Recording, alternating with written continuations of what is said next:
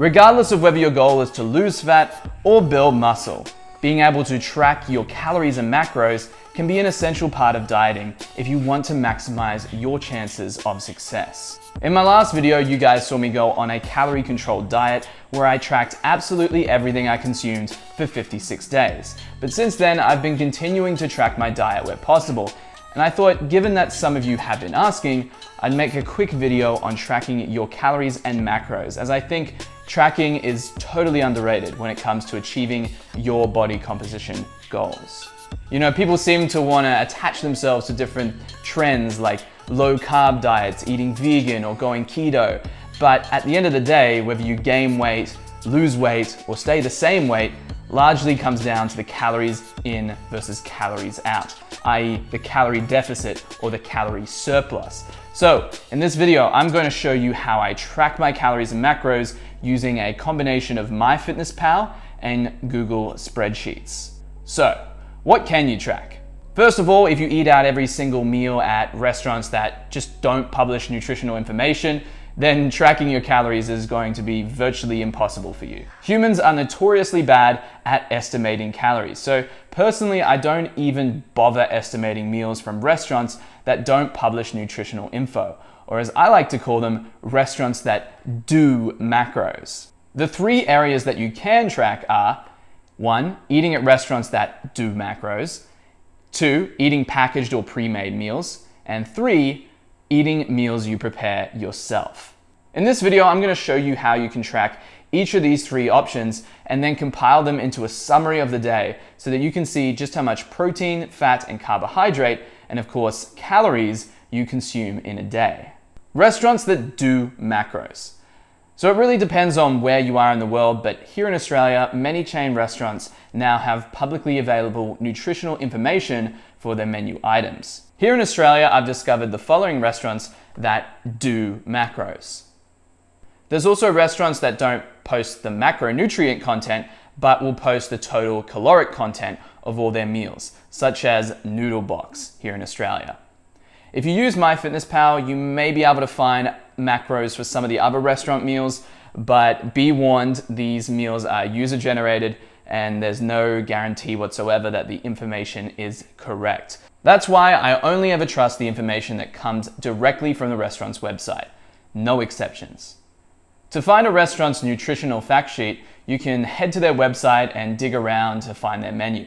If their menu does not have the info, then you can look for another page on their website with the title of Nutritional Information or Nutritional Fact Sheet.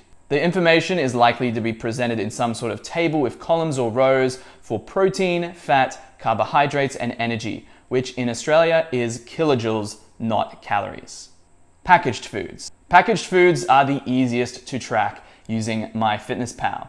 All you need to do is scan the barcode with your phone and select your portion size. The app then does the rest, and you can press the tick to add that item to your food diary inside the app. Meals you prepare yourself. Finally, tracking meals you prepare yourself is the most time-consuming of these three options, as it will involve measuring out the individual ingredients and then adding them together. However, it is the best option when dieting, as it gives you full control over the macros. If you calculate your meals ahead of time, you can check the totals before cooking, and if they don't match your dietary needs, you can scale them up or down depending on what you need to get your desired result.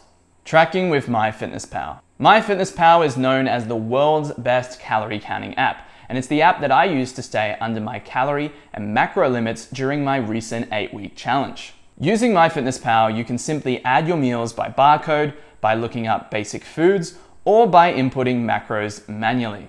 Using MyFitnessPal, you can also group together ingredients to create meals. However, I tend to use a spreadsheet to calculate meals I prepare myself and then manually add the totals as a single item when following a specific diet. At the end of the day, you can view a summary of the nutrient quantities you consumed and how close to those macronutrient quantities you were to your target. In order to input macronutrients, however, you need to be on the premium version of MyFitnessPal, which I was only using while I was dieting.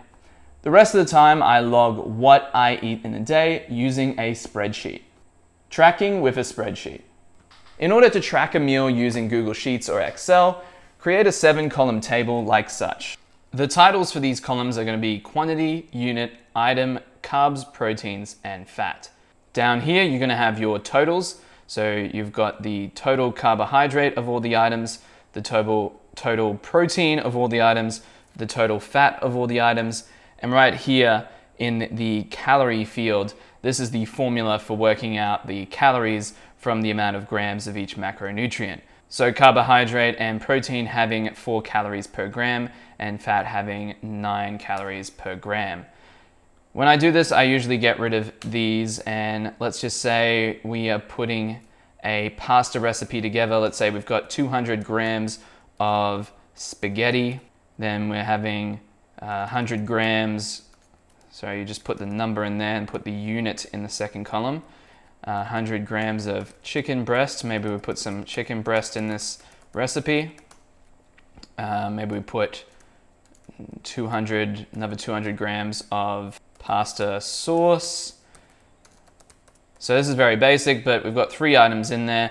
So what we would do here is we would find out how many grams of carbs per 100 grams are in spaghetti. And so what we can do is we can take this amount, divide it by 100, and then times it by how many grams. I'm just going to throw a random number in here and say it's 50 grams per 100 grams. Now, if your nutrient table that you're looking at is per serve or per some other quantity, well, then you can make that the number at the bottom here. So say, for instance, they came in serves of 66 and there was 50 grams of protein per serve, then you could do it like that, all right? And the good thing about having a formula set up rather than just calculating it and putting it straight in is, like, say for instance that's too many carbs for you, you can actually dial this down ahead of time until all the numbers line up so that you can get it exactly what you need for your diet. So say for instance I should really know this in advance, but I always just look it up. Let's say there's 50 grams of protein and 100 grams of chicken breast. I have no idea if that's right or even close, but let's just, as an example, right? So we've got our formula in for that, and then we can dial this, we can dial that until these macros line up to what we want in the meal and our final calories lines up to what we want in the meal.